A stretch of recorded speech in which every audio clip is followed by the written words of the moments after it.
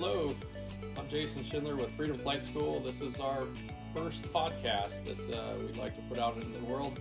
I'm here with Cauy Duba and Peter Marinello. Peter is part of Freedom Flight School here, and we're very blessed to have him. So our goal is to just talk into Cauy's journey in aviation and visit together with all of you, and hopefully we put something out into the world that can help you and foster our aviation culture here at Freedom Flight. So I'm Jason Schindler. I own Freedom Flight School here in Creighton, Nebraska.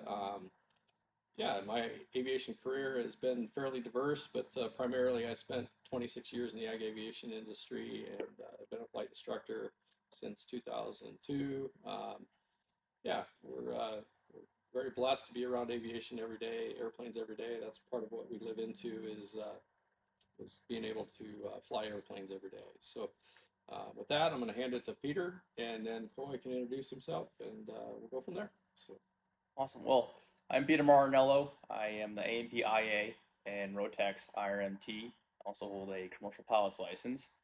And I came on to Freedom Flight about 3 weeks ago, and so far it's been phenomenal. And it's been an incredible experience, really building something on the genuine principles and values of what it means to be an aviator. And we're all about that here, and connecting you guys with genuine stories and pilots that really stand out to us. So looking forward to this journey. That's it, Cauy. Cauy Duba, commercial pilot in the ag industry here. In my second season, towards the end of my second season now. I've flown all over the United States, and got started 2017, I think is when I got started. About then. awesome. So our goal with this podcast is basically just to share with the world some of our stories, some of the things that were good and bad in our journey, and in a way, hopefully those of you that are listening out there can gain something from maybe the challenges and the perspectives that we've gained, or even the people that we've met over the years. So I think what we want to ask Cauy first and foremost is, how did your aviation career start, or how did that spirit of wanting to fly airplanes, when and where was that moment, and then how did that foster and build in you? Because we see that a lot, and I think you could share that with our listeners, and they could gain something from that. So, Yeah. I was always really interested in aviation. As a little kid, growing up on a ranch, we had a spray plane come in one day and spray one of the pastures, and ever since then I was pretty enamored with it. And then, like I said, about 16 or 17 years old, that's when I got in touch with you. mm-hmm. Finally started getting the ball rolling on all of that. Then, kind of just took off from there. Did that all the way through high school. Did the Army for 4 years, took a little break from it. Then once I got out, went right back to it. It's been pretty awesome ever since. Yeah. Well, I've been a part of Cauy's journey since the very beginning, when you were standing in my office with your dad, and he's like, "Man, my 16-year-old son wants to do this more than anything in the world." Tell us a little bit about the ups and downs of that world. Tell us a little bit about what were wins, what were losses. How do you look at that timeline, and then kind of relate it to, because that was essentially an 8-year journey, maybe a little bit more. Yep. What in that? Yeah, just talk into that a little bit, because I think it relates to a lot of people that are trying to get to their goals. Yeah. So like I said, one of the biggest hurdles just getting started for me was finding somebody that knew about it. Was the biggest problem, was just getting into the world somehow, making those connections, making those phone calls. Started out, I actually got in touch with Jake, the airport manager out of O'Neill, and he was the one that finally got me pointed in your direction. Sure. And then once we got started with it, got in touch with the CFI that was working for you, Tucker, there, and spent the whole summer flying, doing all that, and then school started back up, and had no desire to be there, and got through that, and then came around the next year, got back to flying again. So yeah, that was good experience for high school age to get started at that age, at least. And when did you start learning to fly in? I started in a Cessna 150. Okay. started at 150, and finished out. I took my private pilot check ride in J3 Cup, which was pretty neat. With Riggins? Yep. Yeah, awesome. And then maybe speak into a little bit, because I know your world, or I know your past, but you ended up purchasing an airplane. Yep. Or your family purchased an airplane for you to build time, right? Yep. So maybe talk a little bit about that. How did that work, and what was good, what was bad in that process? Yeah, so it had been at the end of that year, had solo endorsements and all that, and was just looking to keep building time and stay on it. So we ended up buying a GCAA Satabria, actually from your dad over there in Neely, and flew the wheels off that. Didn't really know much about anything at that point in time, and ended up having a mag failure on that one. So that was a bit of a setback with that. And how'd that end up going? Was that put you in a bind? Were you in a field? Or did you no, it actually, it was on the run up is when it failed. I was going to taxi out, chopped off while I was doing the mag checks. Just went over to Jake's hangar there. I was like, I got a problem. Oh no, sure. And they got me in right away and got it taken care of real quick. Took a couple of weeks and was flying again. Was it like a oil puking out of the back of the engine kind of mag failure, or just? I couldn't tell you at that time. I just knew that I was bad. But you got an experience where airplanes do break. Yeah. Right. And especially old airplanes, and circumstantially, there's a reason why we train, and there's a reason why we learned the redundancy in systems and all those different things. But that was probably your first experience with these things. Don't always run like Singer sewing machines, right? Yeah. Yeah. So, well, good. And then speak into that. How long do you still own that airplane, or what did you do there? Nope. So we ended up selling that right before I left for the Army. Is when we sold that. Can't remember where that ended up. I think somewhere in Iowa. But yeah, I went to a new home there and did my whole Army thing for 4 years. Had a great time. Reminiscing over your Satabria memories. A lot of what my Army career was like, I might have made a mistake. Kind of want to go back to flying. Took you 4 years to get it figured out, Yeah. though, right? Yeah.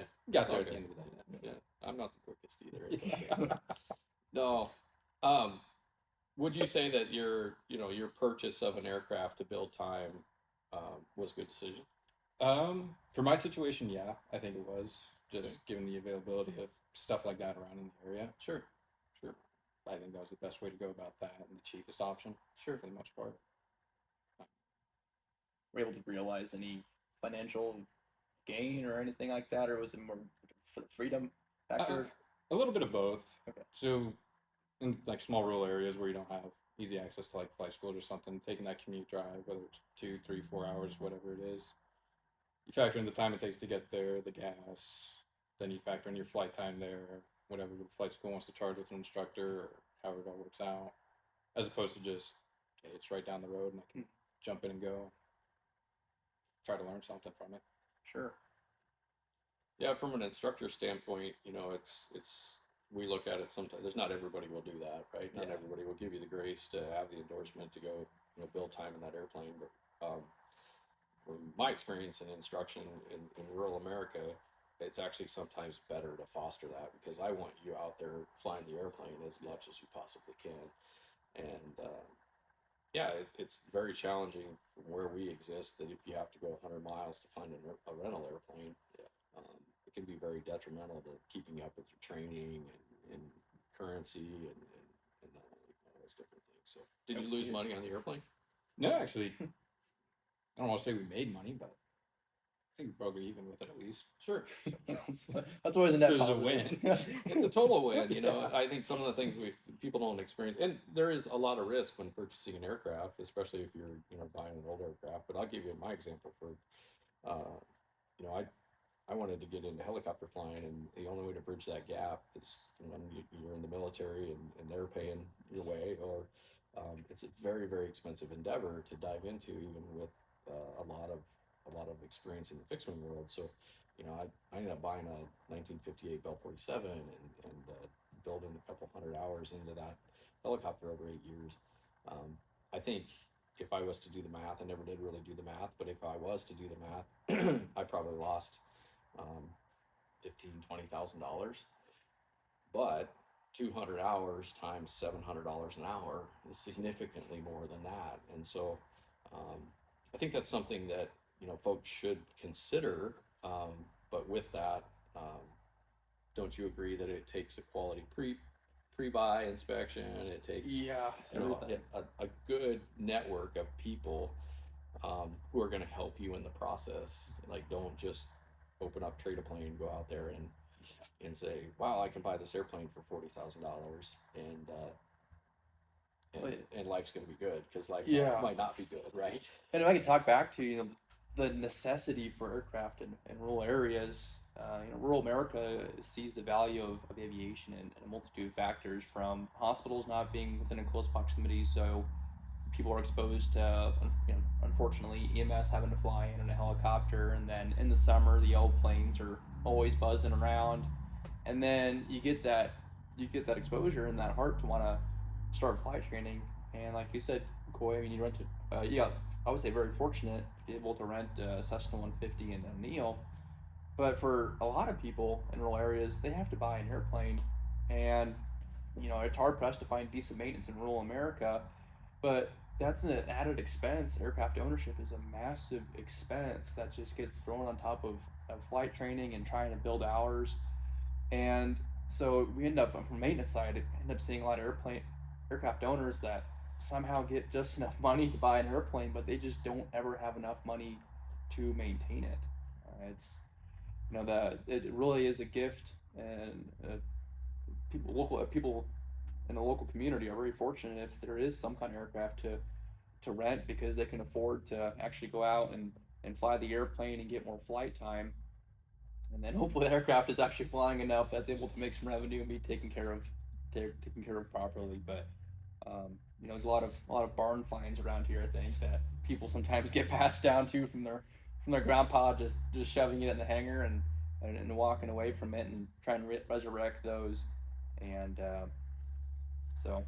And I agree. We'll probably have another topic on the maintenance bridge, the maintenance gap that we're seeing in GA aviation right now, because most of the airplanes that we're playing with are 60s, 70s, and 80s. Yeah. And I always related to the fact that I didn't buy a 1970s car and I don't fire it up every 45 days and I go fly it, or I go drive it 150 miles away. I don't trust that. So there's a big gap happening in older aircraft. Yeah. We always say it's easy to buy the racehorse, but it's really hard to feed it. And that's happening a lot. And it's good. I think it's good for listeners to listen to the fact that you had success in that. I've had some success in that, but I do believe that there's some increasing risk in that now today. So both Peter and I know a little bit about what your passion is now. So you're looking for an RV aircraft? Yeah. Just something nice that's easy commute. Kind of my long-term goal is be able to live in one place, do a job there, and then a few months out of the year come back and do some ag flying and stay current in that world and be able to wear any hat that I want, kind of. Yeah. Well, because as an ag pilot, I mean, it's an incredibly dangerous job, but it only makes it more dangerous flying, less per year. Only flying 2-3 weeks out of the year is more dangerous than flying year round. Exactly. It's one of those things where you're the best you ever are when you climb out at the end of the year, and then you're brand new walking into the next year. So trying to find the ability to stay current, stay flying, do all that throughout the winter just makes it a much better combination. Absolutely. Yeah, a lot of people talk to this even in the air show industry 20, 30 years ago, and that's the fact that you can't be an air show pilot on Saturday and be a citation driver on Friday. And so at some point in time, those skill sets get so important that you're on all the time that you can't be off. And you bring up something really, really big in a lot of utility flying is some of that flying is very, very demanding, very long days.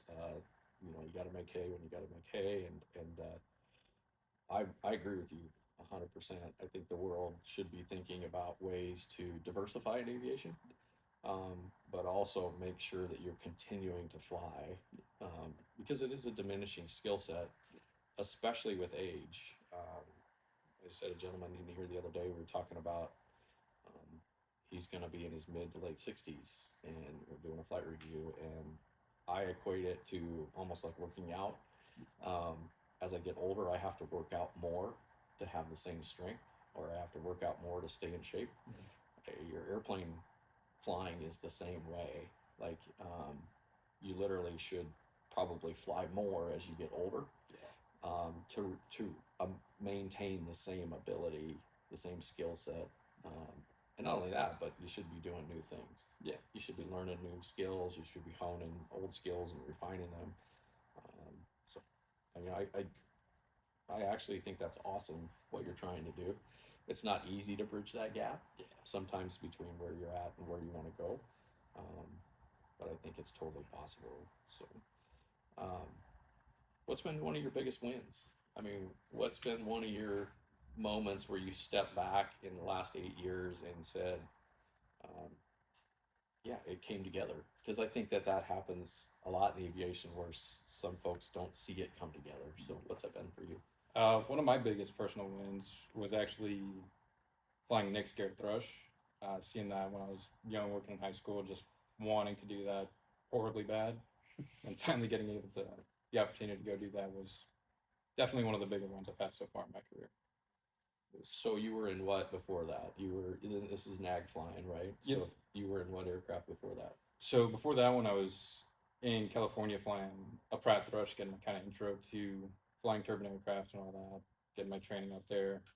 And then the year before that, I was in a Cessna Agwagon, Cessna 188. That was a very, very good learning experience for me, just understanding the energy management and how to fly it safely and work with what I have and stuff. Sure. What was that turbine transition training like? I mean, there's only one seat in the spray plane, so It was a don't suck moment. yeah. It's like, Here here we you go. are. Yeah. Good luck. Don't ball it up. It's a tough world. Yeah. There's not a good way to do that yet. There's It's kind of wild. It's actually, we talk into it all the time, and how to create a simulator program that would bridge that gap better. yeah. Well, I think in turbine transition training, I went to that in Manhattan, Kansas, when I got my 802 extension rating, and that was an absolutely fantastic program. But I really had to actually get into the 802 with Trey O'Daniel to just kind of put all the puzzle pieces together. So, and I'm sure being by yourself kind of forces you to figure that out and realize the hard questions. That been a lot of times my training was like, it was CFI asked me, "Do you have any questions?" No, I think I just need to go out and do it. Well, then 1 hour by myself, just 10, 20 questions. my mind is spiraling, and if you're not coming up with the questions to ask, we're not thinking about how to be better. I just don't think you're not doing it right. So Yeah. Exactly. Or being honest with yourself. Yeah. A little bit of this process, a little bit of this process, especially when you look at ag flying, is you got to have the confidence to do it, right? You got to have the confidence to be bold enough to step into the cockpit, but you also have to have the humility to completely grasp the concept that you don't know what you're doing yet. Yeah. And that's a really tough situation. I always think about, man, what was it like for a 16, 17-year-old kid to step into some of the wartime aircraft that they put them in, and boy, talk about just fundamental skill set. So, a lot of them are end up dogfights with like 50 hours of flight time. yeah, hardly any time at all. Insane. It is. It's crazy, And so, that's one of the things we talk about here at Freedom Flight is this foundational skill set of good, solid stick and rudder skills, of energy management, understanding critical angle of attack in a wing, and gaining this grasp, this point in time where we start to wear the aircraft. It's not necessarily that we're along for the ride. Yeah. And inevitably, that's one of our goals, is to bridge that gap in aviation, so that when you have a challenge like you had, where you're going to step out of something and you're going to finally go into a single cockpit, there is this fundamental skill set that will allow you to not fail as easy, maybe, so to speak,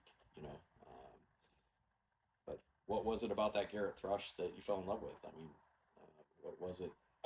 They're big airplanes, they're powerful, like what? So, yeah, like I said, just being in high school, that was kind of my first introduction to that whole side of aviation as a whole. So just for myself, that was kind of the moment of like, I want to do that. I want to be that guy.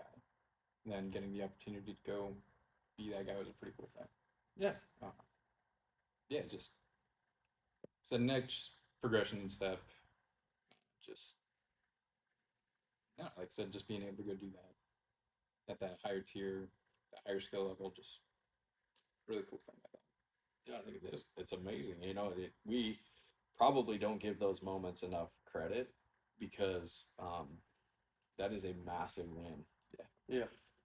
It's kind of like the first time that somebody solos an airplane. Exactly. Yeah. We cut their shirt tail off. We write on their shirt. We you know, but that is a massive step in aviation. I would argue sometimes that moment is bigger than acquiring your private pilot license. And those things are huge, huge wins, you know, in your career. Same way when you look at any of these credentials that you're gaining. So if you go out and get, you have a limited commercial. Yep. So you're going to go out and get an instrument rating. Again, a massive step. Totally possible. You got to learn a totally different. It's like learning a different alphabet, right? Yeah. But when you step back from that in the next 6 months or however long it takes you, 3, and you've acquired it, that is a massive win. And sometimes in aviation, we need to celebrate that a little bit more than just, oh, I got another set of words on my ticket, right? Or because it's not easy stuff. I've always equated, you know, commercial pilot's license kind of like an associate's degree, right? Your CFI is kind of like a 4-year degree. Yeah. You know, if you go on to get an ATP, I look at that like it's a master's degree. There's a lot of knowledge in there that sometimes we don't give it enough credit for the amount of things that you have to know. So be proud of that. You know, I think that's important, and encourage people who are along the journey to get that figured out for themselves. But I got one final question for you, unless you got one. I'm here for the ride right now. You're here for the ride? All right. Yeah. Yeah. That's awesome. I think we got one final question for you. So yourself 8 years ago, and I've known you for a long time. I watched you develop as a man, not only in your faith, but you know, your integrity and who you are, and you're an amazing person. What would you tell yourself, your 8-year-old, you know, yourself now? What would you tell yourself 8 years ago that you're sitting there blind in my office and you're like, I want to fly airplanes. I want to do this in some capacity. What would it be that you told yourself to give yourself encouragement? That's a good question. Put you on the spot. Yeah. I say just stick with it. Don't give up on it. Just keep hammering away. Eventually it'll come. Yeah. It's like I did. Like I said, like I stepped away and went to the Army for a little while. Don't necessarily kick myself in the butt for it, but still sit there and think, you know, if I just stayed with it, how much farther would I be now? It's kind of just one of those things of just stick with it. Yeah. So, yeah. I think that's awesome advice, man. And there's been times in my career where I'm like, am I getting anywhere? What am I going to get this done? Am I going to gain this? Am I going to finally learn to fly helicopters the right way? You know, whatever that means. But I think that's awesome advice. Your career, you know, is very diverse. Yeah. What would you tell yourself? You know, I would tell myself, I've had a lot of opportunities to fly, and you know, I'm fortunate now. I mean, I'm fortunate to be part of aviation in any capacity. I think we all take it for granted.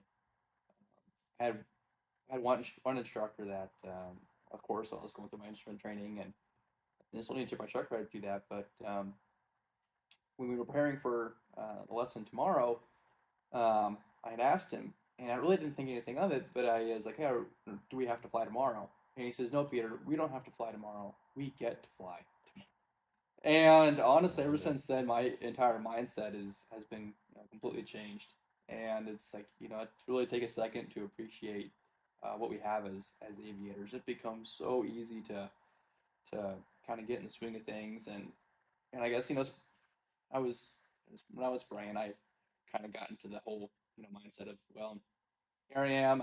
First few loads, it was exciting, exhilarating. It's like, okay, well, here's another 10-hour day. So reality set in really quickly, but there's even a few moments in that monotonous where I was able to kind of think back to that conversation where I had my CFI that, no, you get to fly today. Yeah. So I think that's amazing advice, and I'll be honest, I I gotta tell myself that sometimes. I got a great friend in Texas that says it's a privilege. It's a privilege to play with this stuff, you know, because it truly is. So anyway, I can't thank you enough for taking the time out of the day. I know, obviously it's different for because you and I know each other well, but I do think that there's something to share with what we're talking into here today. I think it's awesome if we can get it out to an audience that would listen to it. Yeah. I think there's a lot of things, a lot of topics that we can bring people in, and we can talk into these things and relate, and hopefully that culture of safety, that culture of gratefulness, that culture of fun, enthusiasm, adventure, all these things seem to grow with people who are ready and willing to invest in that stuff. So that's the kind of people that we are, want to have involved in Freedom Flight School, whatever level that ends up being. We're just very blessed to be sitting here and having a conversation. Yeah, so absolutely. All right. Well, I got a question for you before we wrap things up. I think the question we want to start asking everyone, wrapping up, is, if you could fly any airplane right now, and you can go anywhere with anyone, what would it be? Boy, this tells your personality. Yeah, right. Yeah. And it can change, right? You're not like if you say Labrador, you're not held into that for the rest of the time, right? So, go ahead. Oh damn. Gotta be careful what you say, or you may not get invited to that dinner tomorrow. Yeah, right. So I could take me and my girlfriend Zoe, and we'd go down to the Virgin Islands and go float planes and just live the nice, just relaxing, fly tours around, have a fun time. Yeah. That just sounds fun to me personally. Like a big otter on floats? Yeah, like a big otter just out there, flying everybody around. They get to come visit, and I get to live in it. Okay. So yeah. Good passion. That's good. That's really awesome. What would it be for you? If I had to fly a float plane, I got this weird obsession with the Cherokee on floats. Yeah. I can't imagine how it flies, but you got me thinking about that now. So It sounds fun. Yeah, I think they only have one on the floats, but anytime you look in the parts manual, there's a breakdown of floats for Cherokees. It's so bizarre. Yeah. I think honestly, I would love to fly a helicopter as well. Eventually, give it into. I had an experience flying a Bell 206 with Bill Stuckenholtz, and that was exhilarating. And ever since I was a kid, that was kind of my goal was to get some kind of helicopter that I would have in my backyard, in my hangar that would be allowed, and so maybe one day we'll get there. Yeah, you never know. Here lately, I'll be honest with you, I find the most joy in 44 Piper Cub, flying around with the door off and late in the evening, early in the evening, mainly because my 16-year-old son just soloed, and it's like unbelievably cool as a dad to see that process happen. I used to hold him in my arms, so just to see him grow into that is pretty amazing. In all honesty, bucket list airplane, I'd love to fly any 20s, 30s air racer. That era, I believe, just has so much soul in it that it's, whether it's a GB, if you had the ability, or Wetta Williams, or Hughes one, or any of these things that are just remarkable aircraft built at a time when innovation was not something abnormal. It was the standard. Like, they innovated, they built, they did it, and they did it in a timeline that was just insanely fast. So that's where my heart and soul is today. It might change tomorrow, and I think that's one of the beauties of aviation, is that we shouldn't be stagnant. We should grow every day. We should fall in love with the next thing, and we could go experience that airplane the way it flies.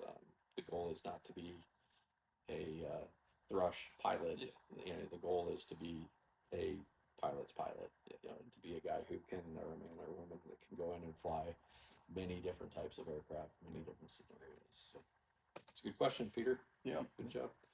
All right, we're going to wrap it up. If you guys are comfortable with that, we really want to thank our listeners into the time, and we'll be back here soon with another guest, and we'll go from there. So thank you again from Freedom Flight Hangar, and we'll see you soon.